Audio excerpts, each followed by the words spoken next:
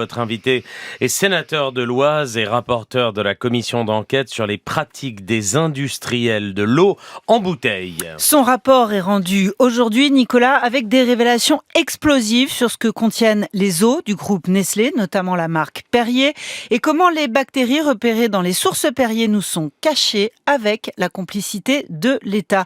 Bonjour Alexandre Ouizil. Bonjour.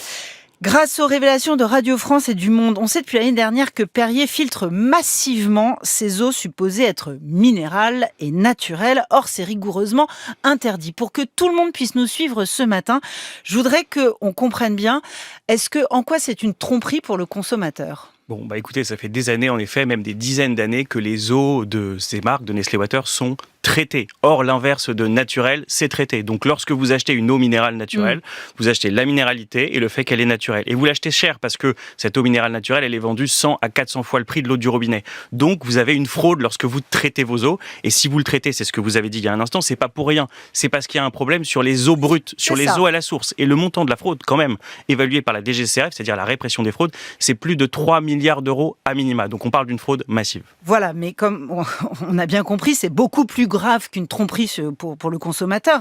C'est que ça revient à purifier des eaux qui sont polluées, qui sont contaminées.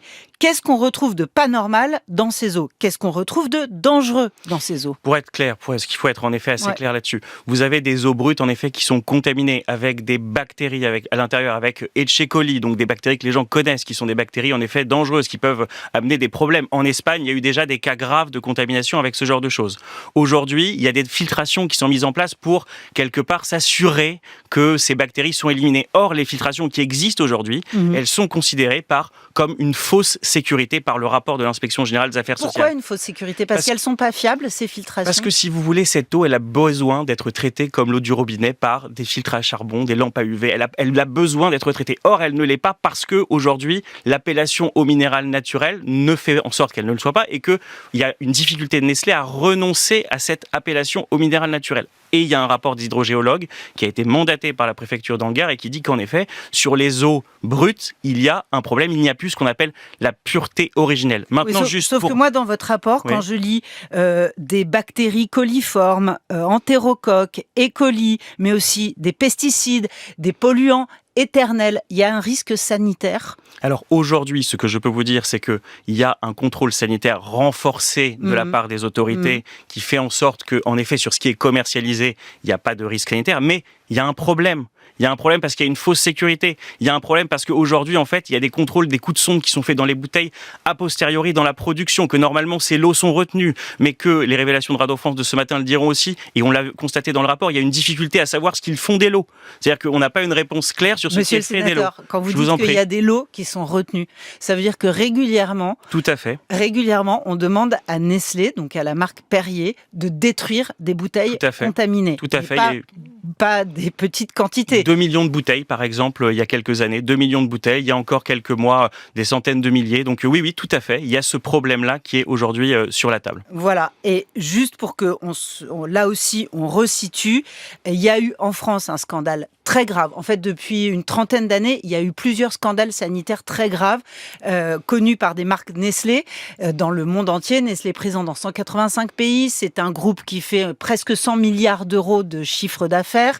Il y a 2000 marques, dont la marque Buitoni en France.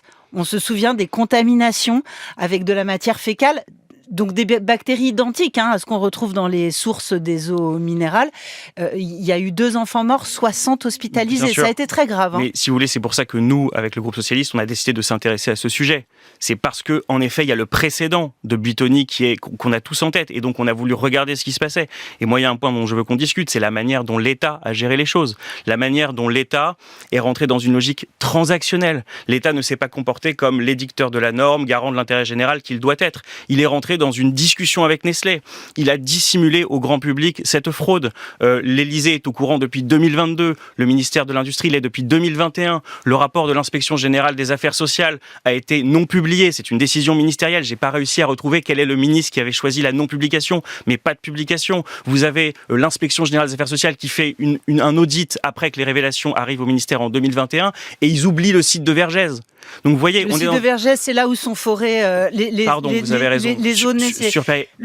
Franchement, le pic le plus édifiant du rapport que vous révélez, que vous rendez public ce matin, c'est ce rapport des autorités sanitaires qui date de novembre 2023. Un rapport qui est caviardé avec l'aide de Nestlé, à la demande de Nestlé, par toutes les échelles de l'État. Oui, c'est très grave ce qui s'est passé dans ce rapport, parce qu'en effet, vous avez un industriel qui devient co-auteur du rapport, c'est-à-dire qu'il y a des paragraphes entiers du rapport, laudateurs pour Nestlé, qui sont rajoutés à la demande de l'industriel. Nous, on retrace les mails, on voit les envois de Nestlé. Les mails, ils sont édifiants, les mails. Ils sont édifiants. Vous avez donc des envois et les paragraphes. On fait un avant-après dans le rapport, donc vous pouvez bien vous rendre compte des choses, ce qu'aurait dû être le rapport normalement et ce qu'il a été. Et puis vous avez l'industriel qui se fait censeur du rapport. En effet, les mentions des bactéries qui sont biffées, les mentions des traces de PFAS qui sont biffées, des polluants qui sont biffés. Et donc, vous êtes dans cette situation où l'instructeur, le fonctionnaire instructeur, celui qui a travaillé sur le rapport, demande le retrait de sa signature. Et alerte. Et alerte, bien sûr. Et alerte. Et vous avez un triangle qui est cabinet santé, direction générale de l'ARS, préfecture. L'ARS, c'est l'Agence régionale de santé. L'Agence régionale de santé, qui choisit quand même de produire ce rapport caviardé au CODERST. Donc là, pour moi, ça appelle à la fois inspection et sanction. Le CODERST, c'est une autorité, si vous voulez, une instance consultative locale dans laquelle il y a des associations environnementales, la société est un peu représentée. C'est ça. Et donc ça, on modifie le rapport et on amène un rapport qui est en effet caviardé. Sont impliqués le ministère de la Santé, le cabinet santé, Grégory Emery. Pas forcément dans cette affaire-là. Pas forcément dans cette affaire-là. C'est le directeur général de la santé qui là va rejoindre l'Élysée comme conseiller santé. Voilà. Jusqu'où on remonte à l'Élysée ? Écoutez, ce qu'on sait, c'est qu'à l'Élysée, depuis 2022, ils sont au courant de l'affaire. On a demandé l'audition d'Alexis Kohler, qui a refusé de se présenter devant nous. Nous, pour faire la transparence, on donne aujourd'hui dans le rapport qu'on publie les 74 pages de discussion qu'il y a eu au sein de l'Élysée sur ce sujet. On voulait avoir Alexis Kohler pour lui demander. Il a refusé de venir devant nous. D'ailleurs, le président de la République s'est ému qu'on ait fait cette demande alors qu'il avait transmis les documents. Je ne sais pas. Moi, j'aurais bien aimé comprendre ce qu'a décidé l'Élysée. Ce que je sais, c'est que la présidente de Nestlé Waters, Muriel Leno, a rencontré à de multiples reprises Alexis Kohler. Alexis Kohler, c'est l'ancien secrétaire général de l'Élysée, pour que tout le monde sache.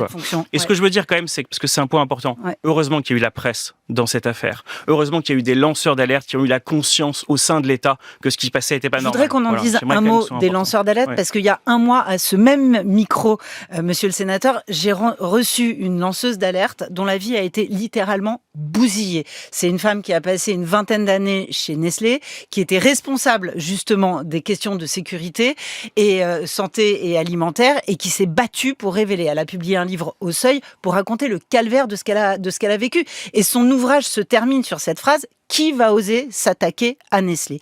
Vous les avez eus, les cadres de Nestlé, face à vous en commission. Comment ça s'est passé ? Ça s'est mal passé. Si vous voulez, il y a des gens qui viennent dans une forme de provocation. Bon, alors déjà, ils venaient avec les bouteilles d'eau de leur marque pour bien nous signifier ce qu'ils pensaient de nous. On leur posait des questions. L'introduction commençait par 5 minutes de pages de réclame, de publicité sur la marque, son histoire, etc. Alors qu'ils étaient convoqués pour des sujets graves, sérieux. Et puis après, le refus de répondre, nous disant que des instructions étaient en cours à côté et qu'ils ne répondraient pas à nos questions. Donc je ne sais pas. Je ne sais pas depuis quand tout ça a commencé, sans doute des dizaines d'années.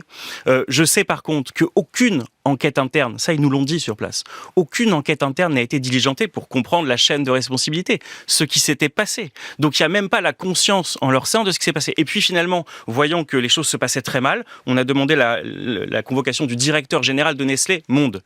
Et lui est venu, il nous a dit, bon, je vais faire des inspections internes, je vais me rendre compte. Mais c'est les paroles pour l'instant.